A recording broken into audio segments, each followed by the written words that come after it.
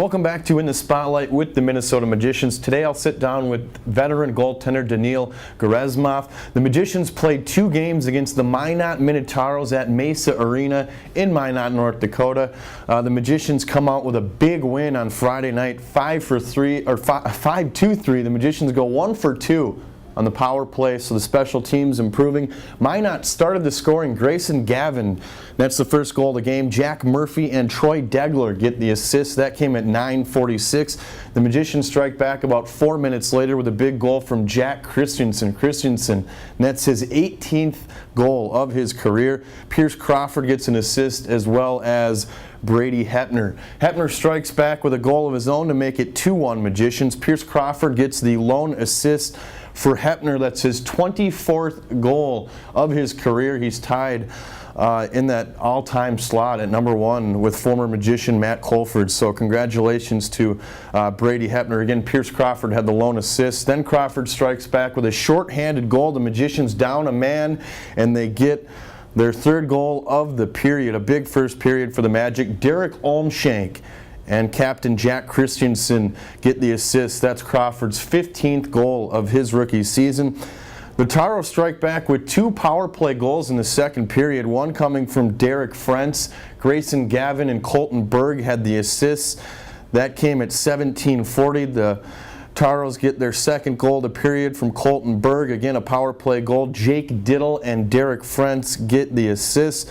The Magicians looking for a big 3rd period. That's exactly what they get.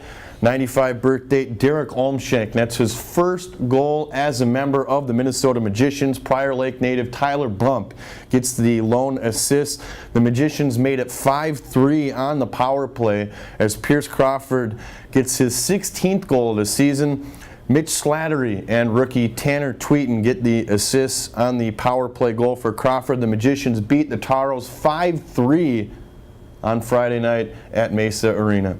Saturday night, same location. Like Friday night, Minot starts the scoring on the power play. Austin Martinson gets the goal. Jared Brandt and Colton Berg get the assists. The Magicians tie the game. Jack Christensen gets his 2nd goal of the weekend, his 19th of his career and his 12th of the season. Pierce Crawford and Brady Hepner get the assists. It went to the 2nd period, notched at 1 goal apiece. John Peterson gets the goal. Braxton Collins and Tanner Tweeten get the assist. Tweeten picks up his 2nd assist of the weekend. And then Minot strikes back to tie the game at 2. It's a James LaDuce goal. Trey Degler gets the lone assist. That came at 4:12. Minot adds 1 more in the 2nd period. Chase Springman gets the goal. Derek Frentz and Troy Degler get assists. We went to the 3rd stanza. No scoring in the 3rd period. So Minot gets the 3-2 win. The Magicians split the weekend. They do get 2 points. They're 2 points back on the playoff push. 2 points to tie Aberdeen. Both teams with 6 games remaining on the regular season schedule. Welcome back to In the Spotlight with the Minnesota Magicians. I'm alongside veteran goaltender Daniil Gerasimov. Daniil, 2 points back of the Aberdeen Wings right now. Both teams with 6 games remaining. It's kind of crunch time here. Yeah, it's the last playoff push. Both teams wants to make playoffs. Everyone working hard, and we're everyone on the team committed to this goal. So we're working hard in the practices, getting ready for games, and really hope we can clinch this playoff spot. So, yeah, that's our main goal right now. Thursday is a huge game against the Austin Bruins. You guys have done really well against Austin, 6-1 this season. We saw your magnificent shutout down in Austin. You played a couple of games against them at home as well. How big is Thursday being 2 points back in the playoff push? Well, every game is really significant from now on, and we're going to get ready for this game the same way we're getting ready to any other game. We're not underestimating or overestimating the opponent. All we do is working hard and get ready, get our mindset for the right way, and we're hoping to grab 2 points on Thursday and keep rolling from there. I don't know a lot about the X's and O's of being a goaltender, but I was talking with some of the goaltending guys in the front office, and they mentioned one of your strong points is your recovery skills. We've seen a lot of saves that you've made this season where it looks like a yawning net, and all of a sudden you're there.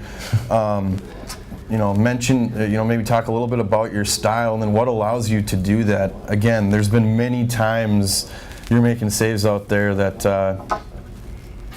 typical goaltenders would be making. Well, thank you on that, first of all. Nice to hear that. Well, it all comes from your techniques, the proper way to use them.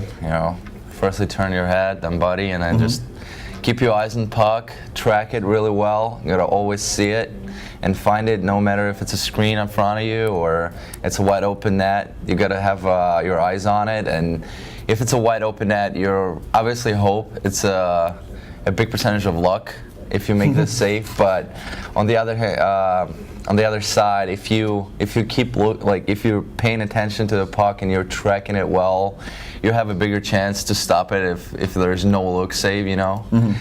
About my style, I try to play just trying to be big in net, take the proper positioning, proper depth in net, be a little bit of aggressive on 1-0s, 2-on-1s to take the shot from and be able to save a backdoor pass and shot. Other than that, most of the goalies are nowadays really close to each other, and there's only little things that differ a good goaltender from a bad goaltender nowadays. And when you're paying attention to those little things during the practice, that's how you get better. That's when your numbers get better. So that's what we're trying to do here, in Magicians organization. Thanks to coaches again, they're paying a lot of attention to that in practice. Other than that, I have nothing else to add. Just real quick, I don't want to talk too much about your style, but in a shootout, when you start inside the post, I got to ask, starting inside the net, I know some of the goalies overseas, obviously you guys have different styles. The Magicians used to have a goaltender, Ate Tolvanen, who was a little bit unorthodox in the net. Why start in the net when typically we see some goaltenders start in between maybe the hash marks or up towards the circle on a shootout? First of all, I remember my very first shootout series I've ever had. I remember I was even like a little kid, and the ref was like, "Yeah, you got to start on the goal line. If you leave the goal line before the player touches the puck in the center ice, they'll repeat the penalty shot again." So I was like, "Oh, I'm just gonna make sure, put one leg inside, like one leg outside," and after that, it was just working for me. So it's like a little superstition from now on. Yeah, it's just legal my thing personally. Yeah, I haven't seen a lot of goalies doing that, but it works out for me, and I just sticking to it. Before we go here, you played with Springfield in the USPHL. Maybe it wasn't the best situation, but you played 12 games with them at the beginning of the year. You've already played 10 games with the Magic. Your numbers are significantly greater at a higher level. So you get a call up, your numbers have improved. Obviously that's huge. Before we go here, what does that do for your confidence, getting an opportunity to move up higher level and improve your numbers all at the same time? Obviously it's a great confidence booster. I can't really explain why that happened, but personally I think it wasn't at my best level in Springfield, and I should have had a better, greater numbers out there, but something was not working out here. Coming in here, having different atmosphere, different guys, different style of play, maybe it was just, it's faster, and when you practice with better players, you get better, and I'm just trying to help the team, and by doing that, I'm just getting better numbers and playing better than I used to play in Springfield. So, the coaches obviously pay a lot of attention to us in practice, giving us tips, advice, and literally monitoring every single move at the practice. So it's nice. Having your teammates support you all the time, even when you have a bad game, they come back to the locker room, they'll come to you saying, "Hey, good game, keep it up, keep going." So it's a lot of different things combined, help me out in here and just find my spot, find my place where I should play. Daniil, thanks for taking the time. Thank you. Welcome back to In the Spotlight with the Minnesota Magicians. A big thanks to Daniil Gerazimov for sitting down and speaking with me today. This week's wrap-up somewhat brief. The Magicians do play a rare Thursday game here at home against the Austin Bruins. The Magic are 6-1 against the Bruins this season, so make sure you come out and support the boys on Thursday night. The Magicians play on Saturday against the Cooley Region Chill. The Magicians are 2-0-3 against the Chill this season, so a big game there for the Magicians. That will conclude play on the regular season against the Bruins and the Chill. So after this weekend, just 4 games remaining for the Magicians. Every single one of them against the Bismarck Bobcats. They're at the top of the division, so some important games coming your way in the next couple of weeks.